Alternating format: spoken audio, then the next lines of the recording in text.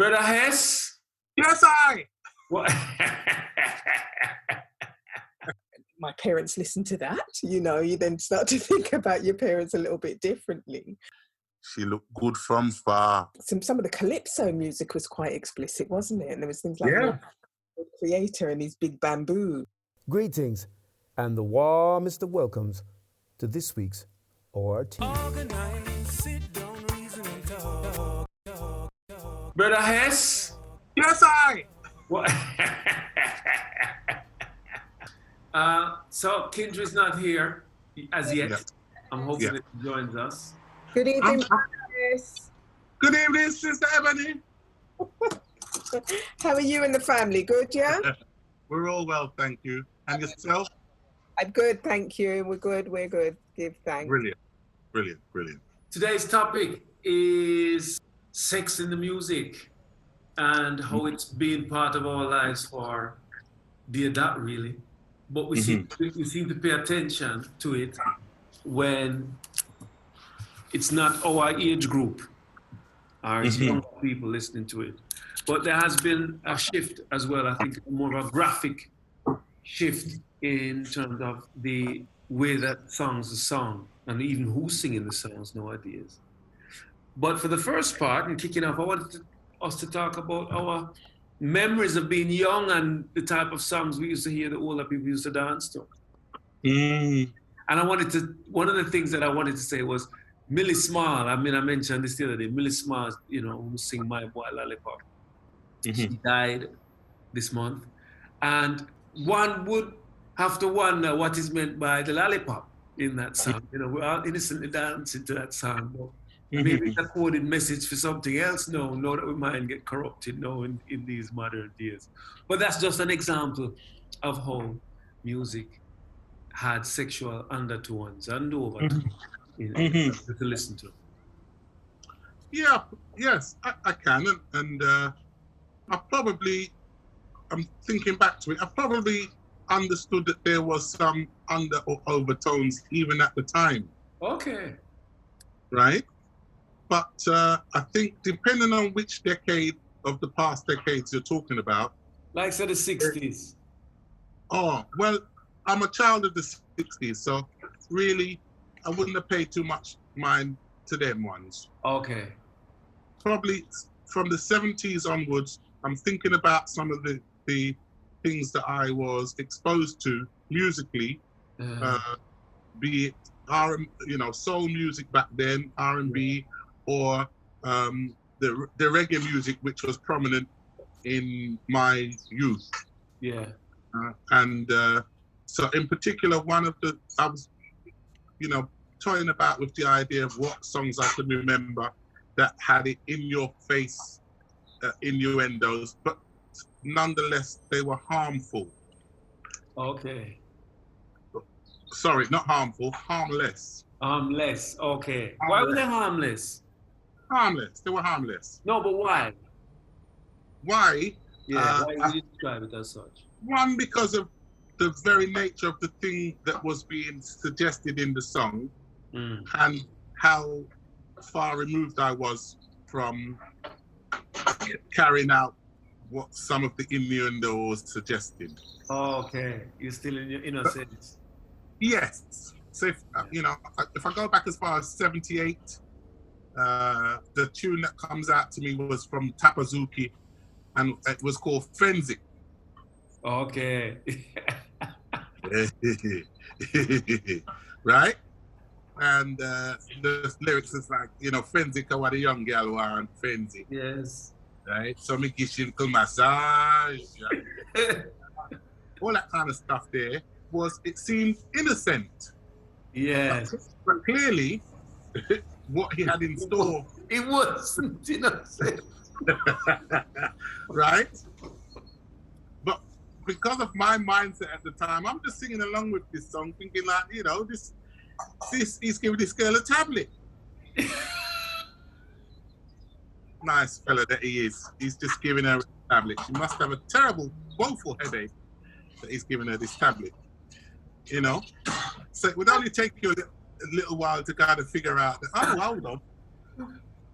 He's not talking about a tablet. But what I'm saying is, in the whole scheme of things, it didn't now make me go out and feel that I was going to treat women or look at women differently. Certainly weren't going to be looking at women as lesser than me, or that they were sexual through being exposed to that song. That's my point. Yeah. I'd be interested to hear your point, Sister Ebony. Okay. Okay, all right. So when I was younger in the 70s, because I'm a child of the 60s as well, but I remember sort of like late 60s, early 70s, my parents were quite sociable. They were often house parties, and the community were allowed to be a little bit different there at that time, and families were so there was often parties, not necessarily huge house parties, but parties with the music that you'd hear quite regularly. Now, I think at that age, we were just too busy running around and fooling around and playing and being children. But as you develop into age groups and into teenage years, you start to realize a lot more these in which you understand them to be innuendos, but you also understand the underlying meaning of these, and they're quite graphic, some of them as well, you know. And I remember at some point, I couldn't tell you when, you know, along with that realization comes a kind of, wow, my parents listened to that, you know. You then start to think about your parents a little bit differently, but obviously mature out of that.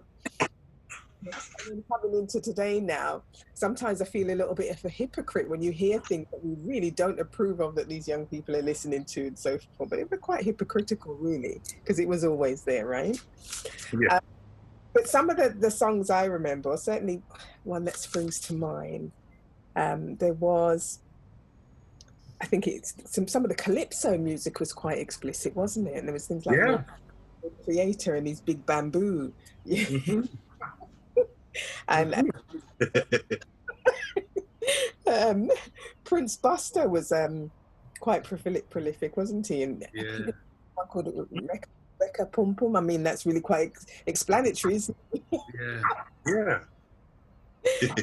And going back to this point of innocence, it's interesting to see that what's being said is actually, if something is not, or what's been implied, is if something is not explicit, then somehow it's not as dangerous. Because I'm thinking now even about artists like Marvin Gaye, Let's Get It On, and them kind of tune there.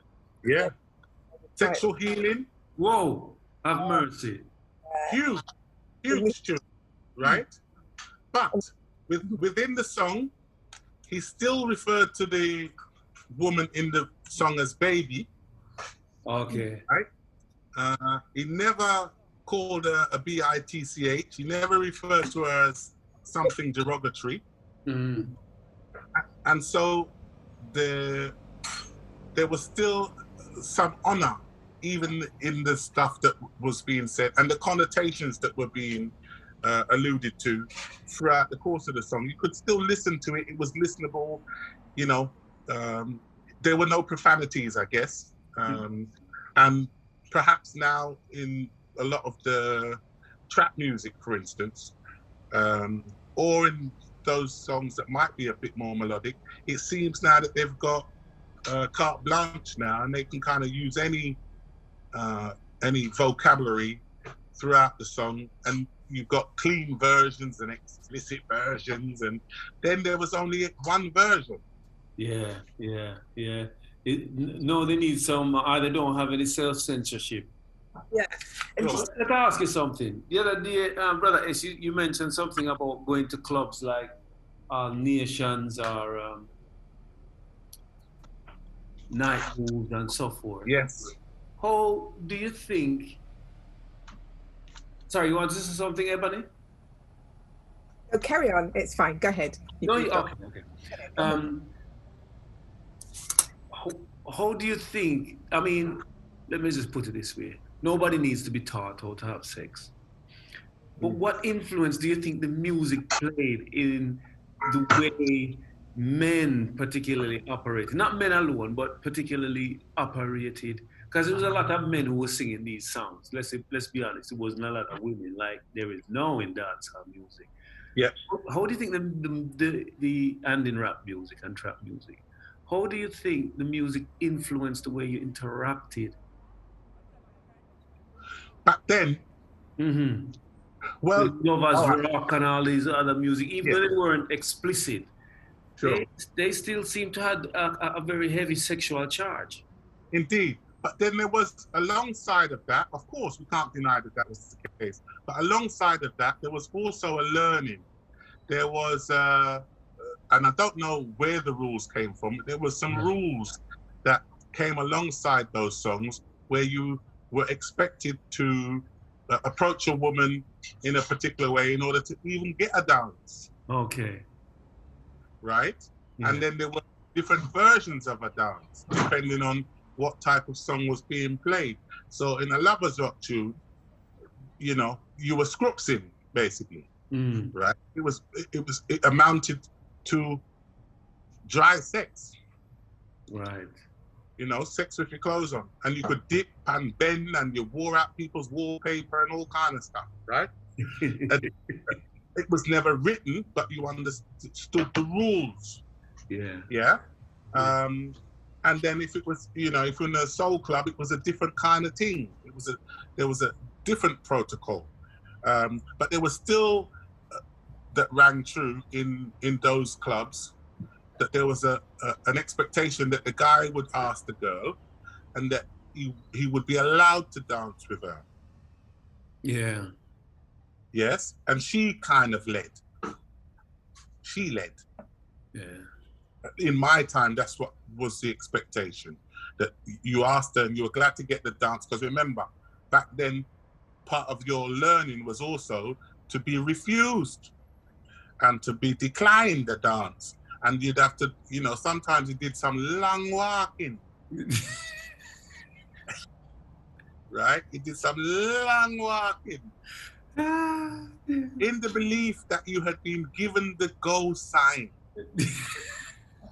You did all of the surveillance from across the hall, or across the room, or across the you know, wherever it was. And you tried to read some signs from her group to your group. Where was it a go? Does she dance with anybody else? How does she dance with them if she does? Does she appear to be more in agreement with dancing or open to dancing than not? Yeah, maybe I've got a chance. But and then you have to do the walk. As you speak, you know, I used to find, when I used to hear Lovers Rock come on, going back to this question on influence, sometimes I used to come out, you know, because I just used to find it too pressurizing. So I used to come out of the dance until they changed the music, just because of that whole exchange and what it may mean and how you're supposed to do it and all the rest of it. Sometimes I used to feel, I could feel the next hour or whatever. If you was at All Nations, you know, well, you're finished, because then that's all them play, especially downstairs. But it could be quite pressurizing that somehow you have to, and even the mic man, them on top of that, you know. The mic man, them used to urge you on, certain we are kind of pick you out or single you out if you weren't brave enough to make the move, or you hadn't been able to, as them used to say back in the day, capture a woman. Yes. Yes. Yes. So it built you had to build some backbone. You had to be willing to take the knocks. You know, we used to talk back then even about working in percentages. If you got turned down by, if you asked 10 girl and you got turned down by 8, rather than looking at it that you got turned down, you said, well, I got 2. Yeah. So 2 out of 10's not bad. Yeah, man. Right? And of the 8, you might even convince yourself that it was their loss because they were up themselves anyway. She thought she was too nice. So it was all really just to soothe your ego, because actually your pride was dented because you made the long walk and you read the signs wrongly and she turned you down. Yep. It was your friend that was looking at, not you. So Ebony, here Ebony, Hello. what's your recollections or your views around the influence of this sexual element that's been following us through the decades, or probably more maybe hundreds of years for all we know, in Well, our music? okay. Well, I don't know if it. I mean, thinking about in the dance hall or in the parties, I'm not sure if it influenced how you approached a woman. A man approached a woman, but I think it was certainly a universal support system. And what I mean by that is that it played to the confident man, the confident player, or the man who was like, quite confident to approach a woman, and also the less confident men, because it was dark. It was in the swing and the lovers rock was going on, and people were in lockdown and just in the groove. Even the less confident, guy could approach a girl in the hope of not getting refused, like you said, Brother S. The were high, weren't they?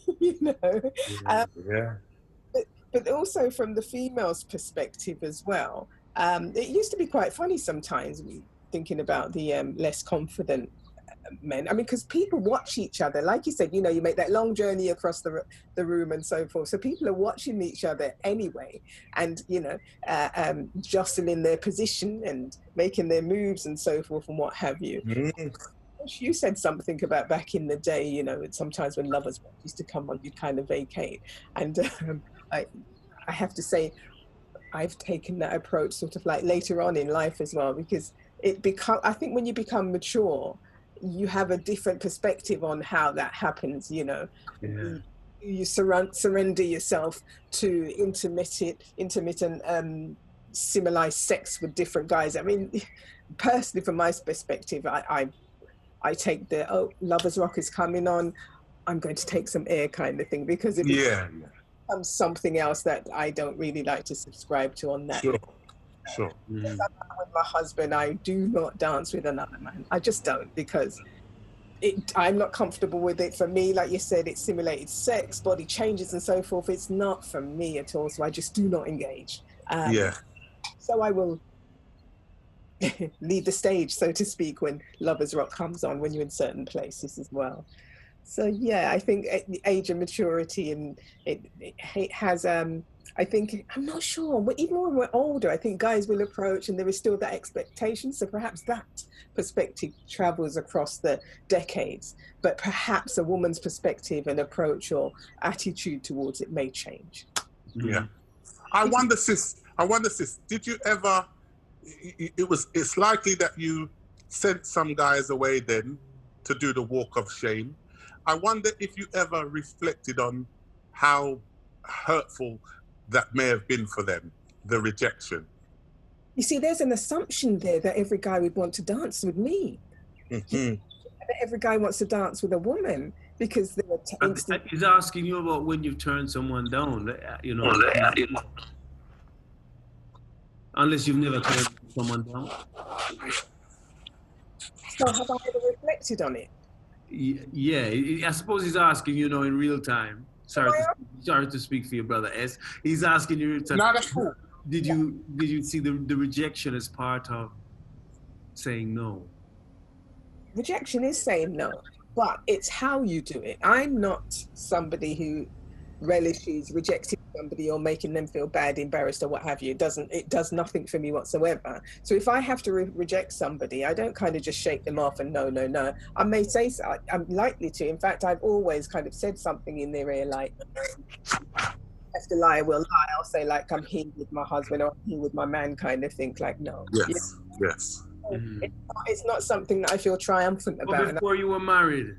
No, the same. I would not just... Oh, yeah, was that a husband?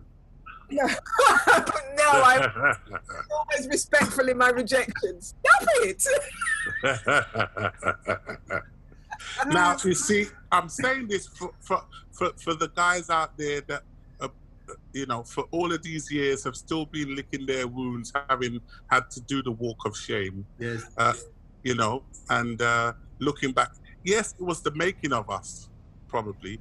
But making of you as a man, making of your kind of like thoughts, feelings, attitude towards the woman that rejected you? Because also as the man being rejected, you're going to feel something. So surely Yes. may well have a shift in your mind in how you view women who do that, or women in the dance. Well, yes and no. It was part of the course. Thinking about the environment that you were in. This is what I'm saying about going back to the rules. You knew the rules of engagement within that particular environment because there were some rules that were in place, and you either abided by the rules or you didn't go to that type of function. Mm-hmm. Those rules, sorry, I kind of not. Well, like I said, he'd ask you pleasantly. Yes. He'd be very courteous about it. Yes. Then he'd rub you down on the wallpaper. Well, he would still, he might have that in mind, but he would be doing it because you would be giving him the go that was okay. Remember, women, we dance with each other differently. I'm going to challenge that. Okay. Because you say yes to somebody asking you for a dance, that's not given the permission to, grind down as hard as you can, etc., etc. I've seen. Nah, that's what Kush said. I never said that. That's what Kush said. What I said was that the woman would lead, and that if there was any grinding down on the wallpaper, it would be because she had given you the gold that you could do that, not because that's what you danced with her for. Yeah, so with the name Harvey Weinstein. Yeah? So the precursor wasn't, the objective wasn't to dance with a woman as hard as you could to grind her up against the wall. That was not the objective. Although we know that that's what some people did. I'm not so sure, brother is. I'm not so sure. That's, I appreciate you speaking from your perspective, but I can confidently say you cannot speak for all men. As a woman? Indeed not. Only from my perspective. Yeah, absolutely. Because, I have many times seen it myself, and on occasion had to, when you say yes for a dance and then somebody wants to be really overzealous and you say, okay, fine, that's, and you leave the dance, or you end the dance. Because permission to dance is not permission to, But let me say something. I remember being in a club, and a woman pulled me for dance, and let me tell you, within the first 10 seconds, I wanted to be rescued. She was what you call toasty back in the day. See. I'm telling you, the woman, basically, she draped me up. It can go both ways. But hear what I'm saying. It can go both ways, and there's nothing wrong with it as long as everybody agrees. I wanted to be rescued. You should have said, hold on, let me just leave. And Yeah. Real manly exit. So can I ask you then, what do we think we can safely say to younger people who are listening some of the music now, which is really explicit? I mean, some of it leaves nothing to the imagination. Absolutely nothing. What is it that we could safely say, given that we've grown up around this music from house parties, from the idea we need, and we listened it, dancehall music, all kind of soul music, R&B music, heavily suggestive music through the 80s and the 90s and further. What can we say? Sorry. I ask a question, because at the end of young people nowadays, and as far as I know, they don't dance so much with each other. So then I ask, what is the purpose of the music?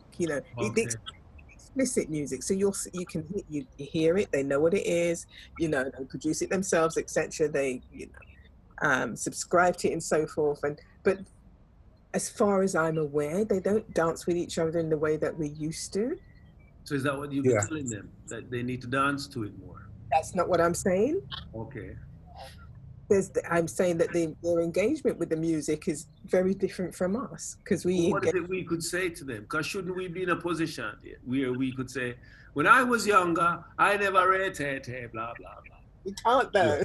They're not doing what we need to. And I don't know that we need to be saying anything to them. Exactly. I don't know that we need to be saying anything to them. Leave them. They've carved out a niche right now where they have agreed to assemble in a particular place and collectively listen to some music without having to dance with one another. That's what they're doing. So if that's, again, it's unwritten, the rule, but they seem to all understand that that's what you do. What about this fact of innocence in the music? It takes me back to then what Kush said earlier. What then is the impact from the music? What's the impact on how we approach, or how males approach the females, or vice versa? Because, you know, it's very explicit, but a lot of females are very kind of like sedimentary to it. They're engaged in it, they produce it themselves and so forth and what have you. So the question begs, how does that then impact on how they approach each other, male to female, female to male? And think about relationships. Absolutely. Because it's almost like it starts there, and it's very graphic and very detailed, and you know, there was pornographic. Yeah, I mean, innuendo is absent, isn't it? So it does beg the question: what then does it? How does it impact on how they approach each other? Well, yes, and I agree. But I think if you really want to get into the meat of such a question, clearly you would have to go and get some young people of that generation to come and voice and give their voice to that answer, because that's where you're going to get it. We're, you know, relative to them, we are old fogies now, and whatever we come up with as our understanding of that, they would laugh us down and tell us that we're so far removed generationally from it that we've got no clue. So we can say that about anything. Yeah. Well, but it would be true. And it would be true, right? Those young people cannot understand what it was like for us generationally when we was their age. They'll never, and that's why they look at us in the side of their eye, like, so what? Yeah. Like, oh, here you go again, Dad. Yeah, so what? What do you want me to do with that? Because things are different now. So I'm just gonna stick up in this for me, brother S. I was meant to ask at the beginning. Our phrases, our proverbs, our Caribbean or African proverb, which sums up our thoughts on this. Mine was, what is hidden in the dark will come to light in one day. What is a year comes to light in one day. Did you have something to sum up, a proverb to sum up your positions? Yeah. One I thought of was what sweet nanny gotta go running belly. Okay. Explain how that's applicable here. The activities that go on in the dance halls, and I'm sure, well, I'm not sure, but I would say a percentage of them don't end there. Okay. All right. So with a caution. Okay. All right. Things can come from babies, transmitted disease, also, you know. I don't think when people are like 18 to 25, they're thinking like that for some reason. No. They don't, but you are a proverb, and there it is. Sure. Yes. So I have a proverb. Well, I mean, yeah, it probably is a proverb of caution, but I take this from my dad, who said this one, and it's one that I now say, and that my kids also now repeat, and I'm proud of it. He used to say, in reference to a girl, let's say, we could use it, in reference to a guy looking at a girl, my dad would say, she looked good from far, but she's far from good. It's quite sweeping. Okay. So it's just cautionary. He'd be saying, you know, more or less he's saying, you know, all that glitters isn't gold. Really, that's what he's saying. Yeah, no make shit on your fool just because you're pretty. Wow. So, you know. I think Ebony wants to defend the pretty girls. Go on, Ebony. Okay, stop it. No, I don't want to defend anything. I'm just saying it's a bit sweeping, and it's almost like women who say that all men are the same. It's not true. Oh, it's not. That's not what he's talking about an individual girl. He's saying when you, yeah, he's saying when you're looking at a woman, take time. I'm with you. Oh, absolutely agreed. Yeah, she might look good from far, but she's far from good.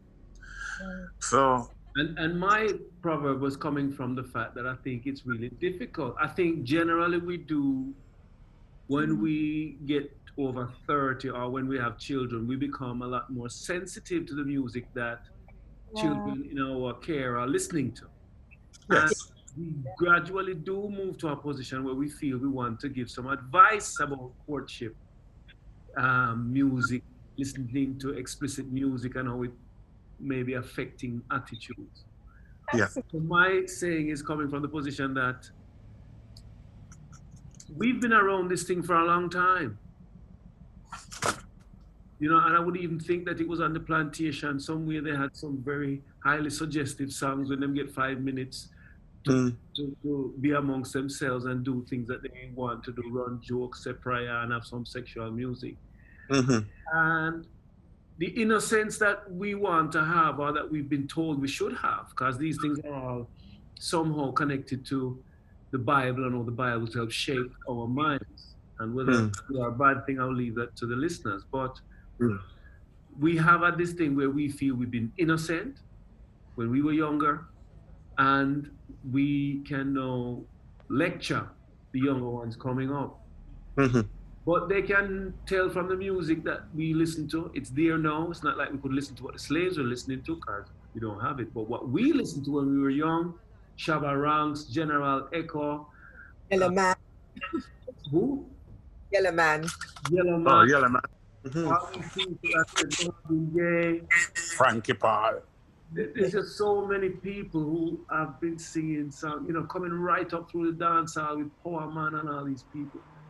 And, you know, to Modern Day Vibes Cartel, it's just been something that we've been expressing very uniquely in our music in a very infectious way. I was reading an article with Admiral Bailey, and it said, if at the time he had thought to register the word punani, he'd be a multimillionaire now. Just from the one word, the way the word has been used in so many different connotations. Yes. It's definitely something that I don't think we can be as innocent about, even though I'd like to be. I'm just thinking about that even like the mento music, which is like a precursor to reggae music. But, you know, they used to have their little puns in their music as well, the wordplay. Yeah. Their double entendres, things like dig dig, that was very much in the music as well. And as I said, you know, there was the calypso also was akin to that. But the mento, even in the mento music, there was little innuendos in the words that they used as well. Sexual. Sorry. Hey, buddy, let me ask you something. I hope I can answer. Go ahead. As a woman, what's your view about these new artists in the different sections, female artists, that are taking a lead on talking these sexual songs and these sexual explicit lyrics? Well, I don't know about them taking a lead. I think they're increased in numbers. I mean, because we had Lady Saw and the likes, you know, decades ago. What do you think about them becoming just as bad as the men then? Let me put it that way. Let me not use take a lead, but they are less the topic and more the narrator.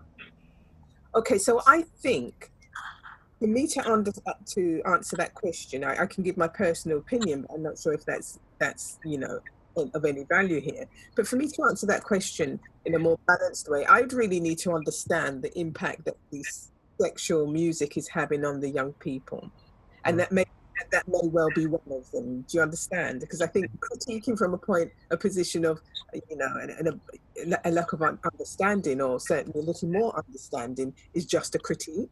So you're not saying girl power then? I say that again. I'm sorry. You're not saying girl power? No, it isn't powerful. There isn't anything powerful in it at all. Okay. In my opinion, I don't find it powerful. You know, I could find it difficult to be raising a daughter who listened to that music, and I encouraged it and told her it was powerful, because it isn't. I think it certainly leaves some sort of indelible mark in terms of how you view women. And I think it leaves scope for judging women universally. Yeah. You understand? Yeah. You know, and the flip side to that, you know, let's be balanced about this. If a woman is that type of artist, that doesn't mean that she's that type of woman. She could be a shrewd businesswoman. Do you understand what I'm saying? Yeah. Mm. Final comment. We got less than a minute. Sorry about the bad time management. Yes, Brother S.